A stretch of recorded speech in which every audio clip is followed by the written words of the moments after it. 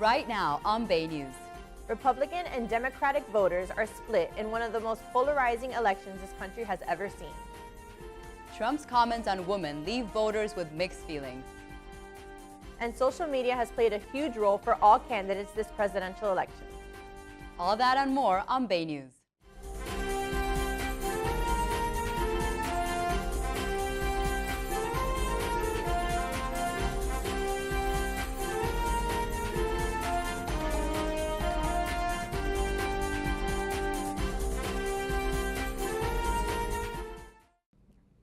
Good afternoon, everyone. We start with national and local political news. This presidential election has been unique and unusual, with a lot of controversial topics, leaving us with a lot to talk about. That is why we are calling our show Race to the Bottom. I'm Patricia Segovia. And I'm Alexis Comer. Welcome to Bay News.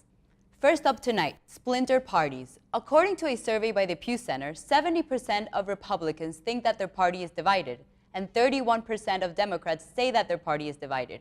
With such uncertainty among voters, experts say that this has been one of the most polarized elections this country has ever seen. Bay News reporter Laura Hernandez asked South Floridians on their thoughts on the elections. Laura? While some Americans stood by their values and refused to support their respective party's nominee, others decided to stick to their beliefs and support them despite the popular opinion. Although Trump now might be the best candidate as running with someone else, he's the best we got right now. So I think that splinter within the parties is actually really healthy, and I think not having that 100% party loyalty and seeing that these parties are flawed and seeing that we do perhaps maybe even need a third party, I think it's important. Post-elections, the future of political parties may be taking a changing course. Well, I think you're going to see the Republican Party become more nationalist. I think it's going to become less worried about social issues, except for abortion, which is still a centrist theme, but more of a pro-business nationalist party, while the Democratic Party, I think, is looking for its soul, if you will. It's trying to decide, does it go as far left as Sanders or somewhere in the middle? But even with splintered parties, Congressman Diaz-Balart says that a country united will help the nation stay on track. After the elections, I'm hoping that there will be a lot more unity, by the way, not only among the political parties, but with the American people. I'm hoping that we kind of lower the passions and remember that while we have enemies, enemies are not other Americans. There are enemies who actually want to kill us around the world. The enemies are not other Americans who we might have political differences with. This is Laura Hernandez reporting for Bay News. Thanks, Laura. This election has indeed divided the country, and to think that only 58% of the population's eligible voters actually went out to vote. Wow, that's a crazy low number. Some people didn't like any of the candidates and opted out of voting at all. Empowerment is better than resentment, and bridges are better than walls. We need somebody that literally will take this country and make it great again. This election season has been unlike anything we have ever seen. We had the first female candidate running for president, former Secretary of State Hillary Clinton, campaigning against businessman and reality TV personality Donald Trump. In what has been considered one of the most divisive and unpredictable presidential elections in history, 58.5% of the nation cast their ballot by November 8th. More than 42 million people voted early. Most people seem to be united in only one thing, and that is their mutual dislike for both candidates. I didn't vote for either Hillary or Trump because I couldn't stand either one of them. I don't think there's ever been an election or ever will be an election anytime soon that's going to be as difficult as this one. I personally, even as of last night, was very undecided what I wanted to do. Pre-election polls show that while both candidates were historically unpopular, Hillary was viewed less negatively than Trump. Trump made the choice for me. He made it so easy because I would never want to vote for him. I'd like to be able to tell my kids that, I got to help elect, hopefully, the first female president. A survey conducted by the Pew Center said that more Americans view Clinton than Trump as moral. However, just 33% said that Clinton is honest compared to 37% for Trump. Personally, I'm a Trump supporter. I'm a Republican, and I couldn't vote for Hillary for the life of me. In Florida, Marco Rubio won the Senate race with 52% of votes against Democratic candidate Patrick Murphy. And the Republican candidate for the 26th House District, Carlos Curbelo, also saw victory by 53% and beat out Joe Garcia. On to the big race. In the early morning of Wednesday, November 9th, the presidential results came as a surprise to many Americans and people all across the globe. In Florida, a crucial state in the race, 49% of the votes were in Trump's favor. And the final results showed that Trump achieved victory with 290 electoral votes. It is my high honor and distinct privilege to introduce to you the President-elect of the United States of America, Donald Trump.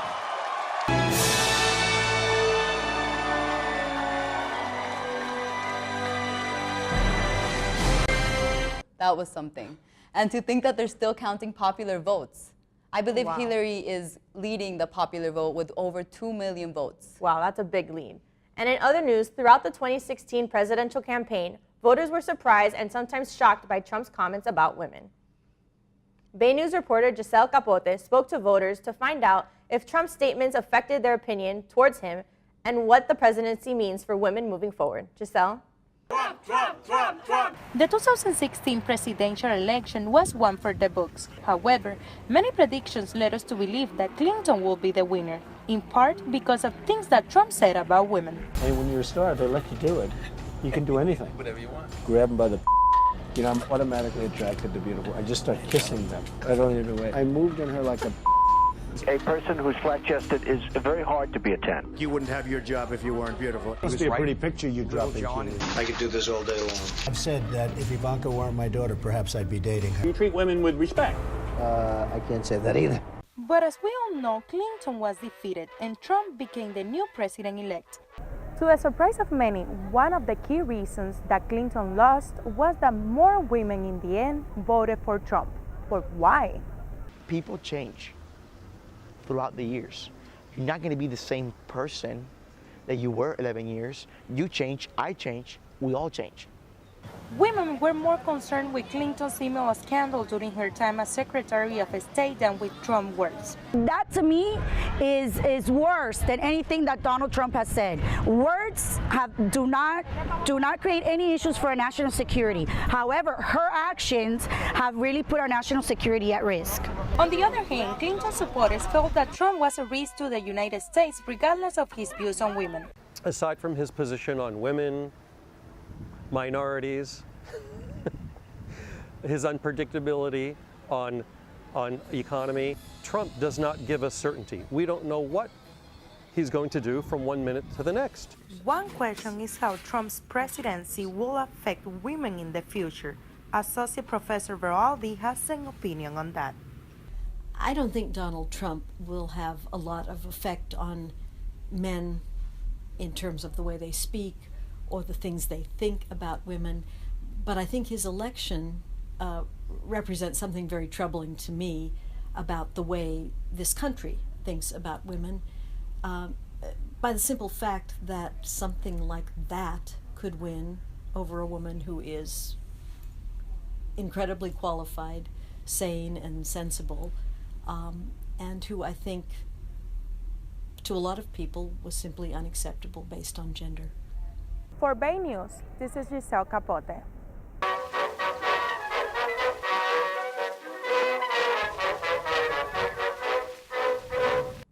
Thank you, Giselle. Well, Patricia, you know Trump. He's a character. Oh, he sure is. For more on Trump, reporter Andrew Travasso posted a video on our website about the voices of Trump supporters and why they voted for their candidate. Also on BayNews.tv, digital producer Jessica Fernandez shows the faces and voices of Trump supporters through a photo essay at one local polling place in Coral Springs. Staying on the topic of women in politics, when we come back, Patricia will speak to two experts on the role of women in politics and their relevance in this election. Stay with us. I'm a Florida voter. I want to make sure my voice is heard. Here in Florida, we have 3 ways to vote. Vote by mail. Early voting. And voting at the polls on Election Day. Make sure your voice is heard. Welcome back to Bay News, the race to the bottom. Today, we are going to talk about the role of women in politics and focus on its importance during this election season, where we had the first woman candidate running for president. With us today, we have Dr. Vrushali Patil, a sociology and women's studies professor at FIU, and Meredith Morgan, a coordinator at the Women's Center at FIU with a graduate degree in women's studies and sociology. So thank you for being with us here today. Thank you. So my first question is thinking about this election season where we had the first woman candidate running for president, and we also had 7 major wins of women in the House and the Senate. What do you think about the current role of women in politics? Meredith? I think that these are amazing successes, but I won't be happy until the number of women in politics is representative of the women in our country as far as gender, race, sexuality, etc. I agree. I agree. I would say that, yes, we've made some terrific achievements so far, but we clearly have a lot of work left to do. And I think that one of the major issues that's sort of shaping all of this is that historically politics has been gendered masculine in the US, as in a lot of other places as well. So women that are in politics, especially trying to reach the upper echelons, have to sort of navigate the sort of masculine assumptions about politics, masculinist assumptions about what a politician and a leader looks like, versus sort of expectations about femininity, right? And if they don't sort of do that balance just right, then they can get punished for it. And I think we see that with Hillary Clinton, right? Oh, we'll be expecting her to cry. Oh, why isn't she being emotional? Oh, she's not trustworthy. There are a number of very gender-specific things that have been aimed at her that you don't necessarily see happening for men in politics. So I think that there's a number of very gender-specific issues that are still in play and really important that we have to deal with. I agree. Our now president-elect, Donald Trump, during his campaign, he used words like pigs, nasty, slubs to describe women. And also, a few weeks before Election Day, a videotape where he bragged about grabbing women inappropriately was released. So what do you think a Trump victory means for women in this country? Meredith? I'm hoping that this doesn't happen, but I think that this may be reflected in future policies, such as taking away the mandate for birth control for cisgender women. And as far as his immigration policies, that affects women because women are immigrants. And so I'm honestly very concerned about the future for women in this country. 2 things really quickly. On the one hand, I think Trump's sort of general way of speaking about these issues sends a message that it's okay to say these things, it's okay to think these things about women, you're perfectly okay, you're not doing anything wrong if you treat women this way, and that's really dangerous. It's really dangerous for men, it's really dangerous for little boys. The second thing, his vice president is also what worries me, because this guy does have a record in Indiana as the governor, and he has seriously weakened reproductive rights. He's done things to weaken reproductive health, to weaken resources for LGBT rights and LGBT health, and taking away HIV/AIDS resources and trying to redirect them to efforts for praying away the gay and these kinds of things. So we have to be worried about both of them, about Trump and Pence in different ways. I think there's a lot to pay attention to in the coming years. I agree with you. And I'm going to address a question about Hillary Clinton. She, in her concession speech, she gave a very inspiring speech that I think many liked. And quoting her, she said, "To all the little girls who are watching this, never doubt that you are valuable and powerful and deserving of every chance and opportunity in the world to pursue and achieve your own dreams." So I want you to tell me what you think about this, and having listened to this, what do you think is in the future for women in politics? Meredith? I think that it's a beautiful quote and it's inspiring, and I hope that little girls do hear it and aspire and know that they can be leaders. As far as the future of this country for women, I am going to keep working towards justice, towards equity. I'm going to depend on my community for support, and you know, I just hope that our current leadership makes decisions for the benefit of everybody.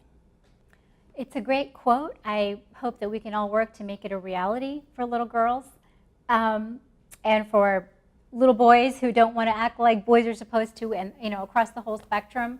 What I'm hoping is that, you know, whatever regression we may make in the next 4 years, that, you know, equally on the other side we have a response that's, you know, that's strong, that, you know, that women and little girls and people of all genders can sort of say, okay, this is happening, and we're going to rise up, and we're not going to let it happen anymore. I hope you know, people are feeling empowered, and I hope people are feeling like they can get up and stand up and fight back. All right. Well, thank you very much for joining us today. Stick around, everyone. We have a lot more coming for you after the break. You wouldn't drive your car if you were blind, but that's exactly how you drive when you text behind the wheel. Texting takes 5 seconds of a driver's attention off the road and makes them 23 times more likely to crash. If you text, you could be next. Thanks for that, Patricia. That was really interesting. They pointed out some important topics that are very influential in today's world. Yeah, and they had some strong opinions as well. Catch an infographic created by Max Pedroso touching on the differences between men and women in their support for Hillary Clinton and Donald Trump, all found on our website. Moving forward, immigration has always been a hot topic candidates must touch on. But don't worry, we didn't leave that out. Check out our website where reporter Maciel Jara Sosa investigates how immigrants in South Florida reflect on this year's election. And a photo essay made by Daniela Estrada showing immigrants in South Florida discussing whether they could vote or not and their choices in the election. International students had their views on this election as well. Bay News reporter Alexandra Munoz investigates political views from students from around the world. Alexandra? South Florida is a cultural melting pot, and with all of these diverse nationalities living together, we can see how each one brings a different view to how the presidential election plays out in the swing state. With around 2,500 international students in FIU's diverse student population, these opinions may be a reflection of the international view of America. Jane and Holiday are international students from China, where they follow the elections through the Chinese social media website WeChat. Facebook and in China social mediums, I get the information. It's like about a short video, like the exciting moment about the debate. According to a survey commissioned by the Sunday Morning Post, the support rate for President Trump during his candidacy was 39% in China, as opposed to the 13% rating in China's 5 neighboring nations. For Jane and Holiday, the most important topic was immigration. We are international students. We will make more focus on president, what policy will like they treat to China like this. For our visa, we can use for 10 years. It's very convenient for us to travel in America. It's like convenient and is beneficial to our Chinese.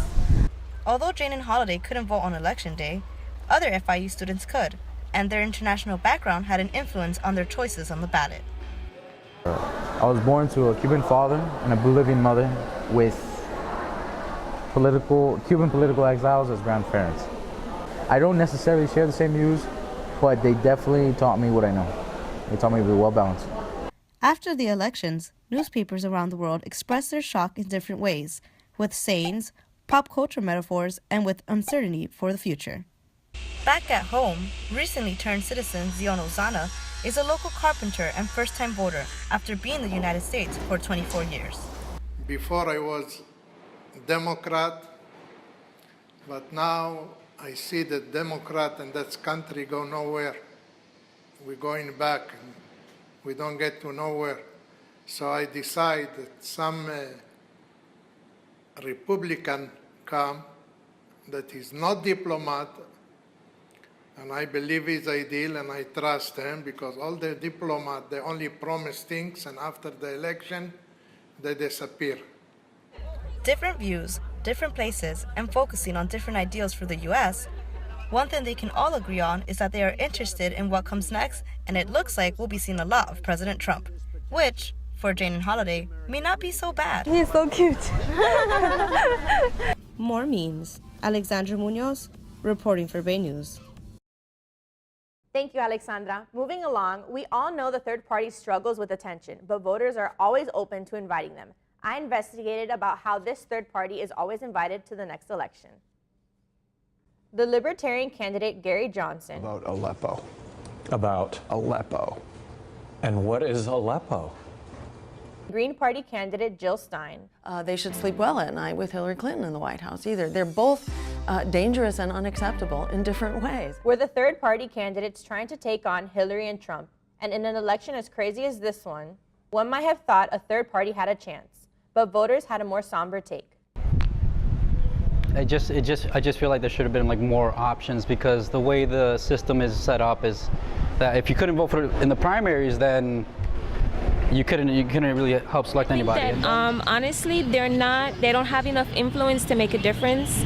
I think that they just they're like taking up space because what's the sense of voting for somebody that they're not going to get elected? Although many voters didn't think a third party would make much a difference in last week's election, they are open to inviting them to the next election. Third parties would do a lot better if they had a fair chance. Right now, they're not allowed to go to any of the debates or anything, and so I think most people don't take the time to really get to know what they stand for. And it's possible that if a third party or fourth party even came into the scene, that it would change the landscape of our political system entirely. We're taking a commercial break, but don't forget, while we're gone, you can check out an infographic with voters at the polls voting with the support of family members who were unable to participate in this year's election. Reporter Daniela Estrada has that story at baynews.tv. Stay with us, we'll be right back. It's just terribly bad. When people come and see this as a bad experience, they go back to tell everyone else about it. What's the future going to be? It's going to hurt everybody. We need to consider the absolute welfare of our natural resources in Florida. It's what brings people here. We're talking about a $70 billion tourism economy, and that is associated with a lot of jobs. Florida lives and dies by the tourism industry, and if we kill it, it won't be coming back. Welcome back. We continue with the presidential elections, which weren't the only thing people were voting on. Florida ballot initiatives appeared all over the state. And in Florida, 2 of the major amendments on the ballot created some controversy. The First Amendment regarding the use of solar panels was worded in a way that confused voters. I spoke to voter Sebastian Albarracin about Amendment 1, and here's what he had to say. I think that the wording on the ballot itself was actually very tricky. Amendment 1 wants to grant rights to FPL so that they own sole property of solar panels. I personally don't agree with that. I think that solar panel, if you want to be able to generate electricity at your home with your own investment, then you should be able to do that without the worry of FPL coming and telling you that you have to pay them to be able to have solar panels at your house. The other amendment stirring up controversy was Amendment 2 regarding medical marijuana. Voter Delaney Beecher had a personal tie to the amendment. Here's her story. See, I have really mixed feelings because I think when used properly, it is so important. Like my aunt had cancer and she was a teacher, she had to go and buy marijuana from her students because of the pain and nausea she had from chemo. So she had to go to her students and illegally buy marijuana to help her get through it. And if only she had had that ability to just go and get it. And I don't know, but at the same time people abuse it, so it's a little tough. Like some people will just use it to sit on the couch all day and do nothing, or get really high and then get behind the wheel and drive really recklessly and irresponsibly. So I'm torn on it, but I think it's really important that the people that need it get it. So once the polls closed and the results came in, FPL lost its battle for solar panels and medical marijuana won by a lofty margin, as we can see here in this graphic. For another interesting topic, check out the web video created by Callis Gums about the exploration of power and influence of money in politics posted on our website. Now let's talk how social media has influenced part of this election. This growing form of communicating has been key for both candidates. Bay News reporter Vanessa Cuadros shows where voters are getting their information from. Vanessa? The 2016 presidential election has been the first election where social media has played a key role in campaigning with candidates that have been spending millions of dollars on online ads. FIU social media and marketing professor Nancy Richmond has been studying both candidates throughout the campaign. So I think that social media has been really important in this election. It's actually really changed the way politics is run completely. This has been a super exciting time, whereas previously candidates really had to use the media to get their voice heard, and they had to use the media to tell people what it is that they wanted to do for the future. Now they can really use social media, and social media allows them to have a voice that they never had before. Because more than 60% of adults read their news through social media, many have mistaken false articles as fact. Probably. FIU journalism professor Neil Reisner has had students that come into class with inaccurate information due to social media. I asked a large class where they were getting their information about the election, and I would say 90% of them said they were getting it from social media. And I don't think they were verifying any information. They were taking it on face value.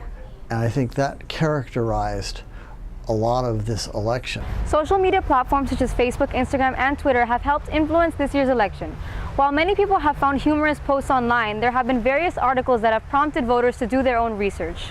I personally follow a lot of Instagram accounts that post things about negative things about Hillary Clinton, and then just awesome things about Donald Trump. And then from that, that's really like allowed me to do further research. What you can put in 140 characters is very little, and it's kind of frightening that people were getting their information from Twitter and from Instagram. Both candidates ran very different campaigns online.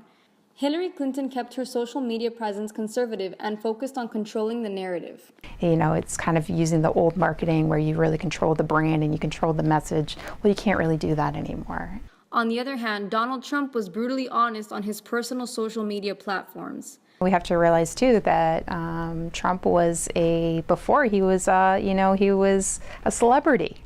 So of course he has a lot of followers. The election thus far has proven that social media is necessary for candidates to influence voters. For Bay News, this is Vanessa Cuadros.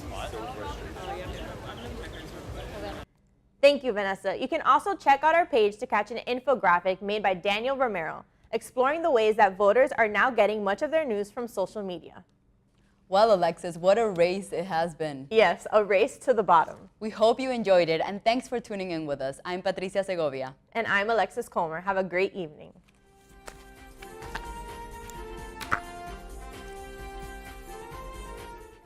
Everything is awesome. Everything is cool when you're living the dream. Everything is awesome. Our website about the voices of... Wait, can we do that again? I moved. Okay. I touched my hair. That was weird. Thanks for that, Patricia. That was really interesting. They pointed out some important topics. Yes, relevance. And I was slow on the stay with us. I was like 3 hours later, stay with us. Awkward. But look, now you know, and now you know. Now I know. I was gonna say reject. Can I ask a quick question? What looks good on TV? Like when she's talking, what do I do? I'm just like, turn and look at her? Should I be serious or like? Doing good, girl. Camera Alexis. Right? Okay. So let's just right? Right now. Another 2 shots. This conversation. But whatever. I totally messed up the conversation. No. No? You don't think so? No. You know. I think I looked super awkward, but I mean, there's good. nothing. That's genetics or like. And then. More photo. Well, hold on, because sometimes if you save it from like Snapchat, you have to save it to your memories. Then from memory, save it to your camera roll. Fake. But don't forget, while we're gone. Oh, sorry. I was gonna read home and then I'm sorry. Okay. Sense of money. You're doing so good, girl. Let's start again. There's like a bug in my brain. I literally heard a monkey like. 5, 4. That's a 2 shot. Mm-hmm. What else? I have to do both again. Die, Alexis. No. Cuadros?